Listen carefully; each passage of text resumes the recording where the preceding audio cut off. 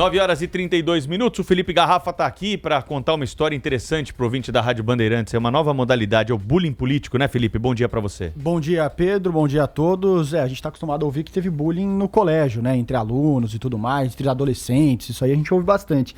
Até fiz questão de olhar o dicionário para saber o que significa a palavra bullying. Diz o seguinte: é a prática de atos violentos, intencionais e repetidos contra uma pessoa indefesa, que podem causar danos físicos e psicológicos às vítimas.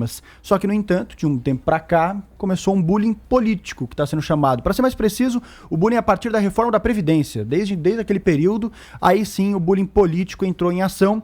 Tudo isso por conta da votação em que alguns parlamentares votaram contra o fechamento de questão de dois partidos, o PSB e o PDT. A Rádio Bandeirantes ouviu aqui a deputada federal Rosana Vale, que afirmou que 11 parlamentares estão sendo atacados dentro do PSB porque votaram a favor da reforma da Previdência. E aí acabaram se tornando alvo de um grupo de extrema esquerda.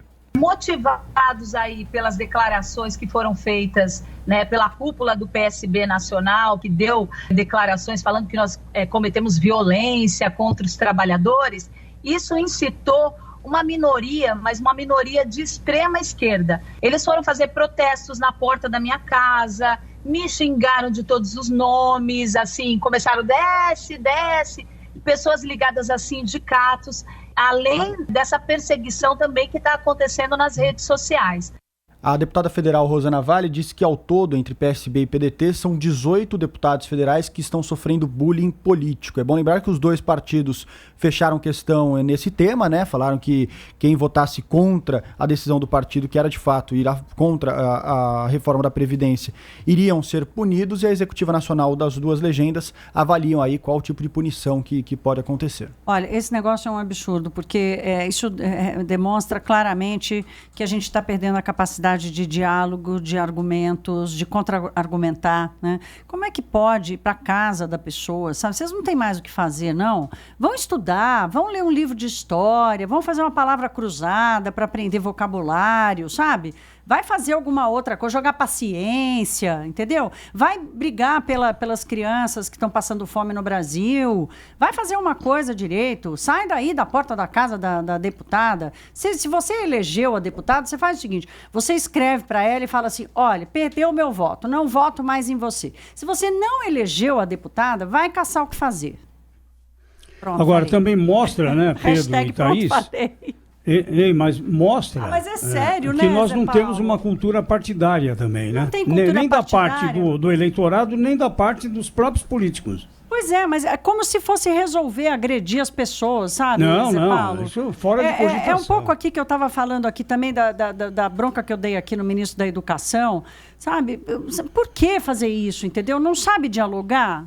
É o quê? É ignorante? Não sabe conversar? Não sabe dialogar? Não sabe contra-argumentar? Não tem argumento? Esse lado aí, Thaís, eu concordo com você, o Zé Paulo, o Felipe, acho que a gente, né, essa história de escracho da pessoa, os ataques verbais, físicos, isso tudo tem que ser, claro, afastado e muito criticado aqui. Agora, tem um outro lado dessa história que é o seguinte: esses deputados, né, que votaram contra a orientação do partido, né? O que deve acontecer com eles?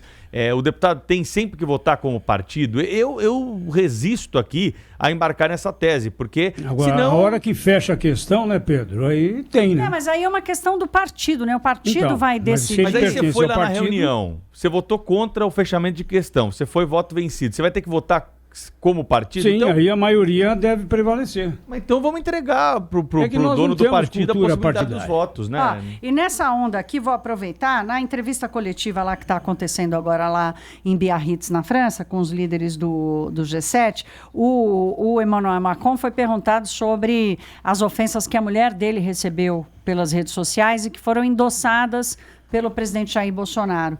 E ele disse: é triste, extremamente desrespeitoso, é muito triste. Fazer o quê?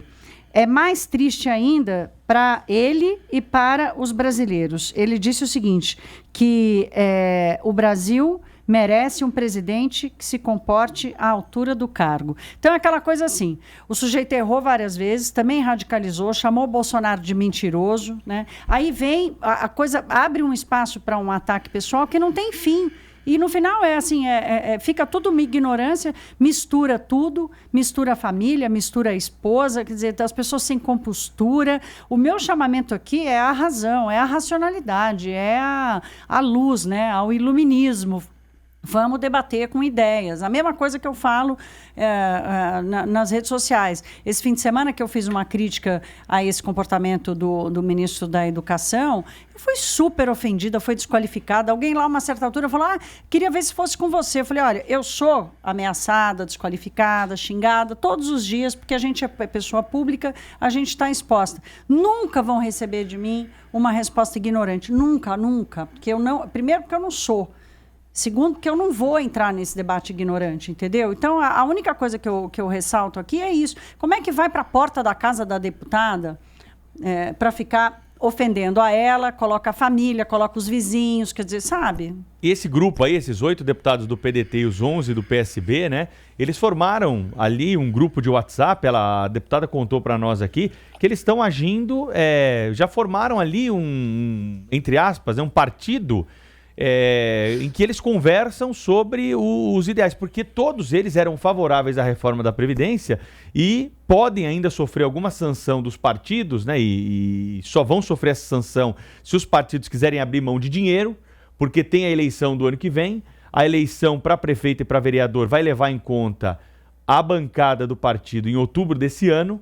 Então, se os partidos expulsam esses deputados, Thaís, Zé Paulo e ouvintes, eles vão ficar com uma fatia menor do fundo partidário, porque a nossa regra eleitoral é essa. Então, aí qual que é a discussão de fundo, né? Os caras vão... A discussão não é ideológica, a discussão é financeira, né? Não é financeira, a questão é financeira. Então, entendeu? Os partidos aí estão levando o assunto em banho-maria, enquanto isso, esses deputados passaram a se articular aí informalmente para votar e para fechar a questão entre eles sobre assuntos que são comuns aí. Eu tendo a ter uma concordância com você, Pedro, quando você diz o seguinte, o cara tá no partido, o cara tá lá, o cara é meio que, né, se você não gosta das regras, se você não tá feliz, então você vai embora, né? Mas aí também o cara não quer ir embora porque ele perde o mandato, ele precisa ser expulso para manter o mandato.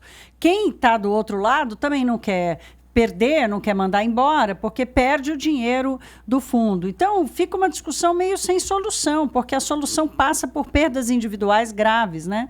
Importantes, agora, relevantes, como a perda do dinheiro ou a perda do mandato. De ter deputados independentes, sem filiação partidária, como acontece em democracias mais maduras, você não teria esse vínculo, né?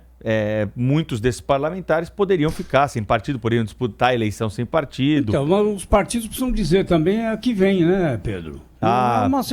O eleitor não sabe, ele vota no nome do candidato, ele não vota no partido. O que mostra para onde nós caminhamos, né? Os partidos eles foram aí muito expostos e a gente ficou sabendo de como tudo acontece no mundo político. Por isso as pessoas às vezes até têm uma repulsa aí, né, a falar de política, a se envolver com a política, porque sabem como alguns partidos políticos, não são todos, como alguns partidos políticos são comandados, o que é preciso fazer para você se eleger. Aí vem a pergunta aqui para mim, para quem defende esse tipo de raciocínio que eu estou levantando aqui. Mas o deputado não precisou do partido lá para se eleger? Ele não pegou verba do partido para se eleger? Então tem esse lado também aí que tem que ser levado em conta, né?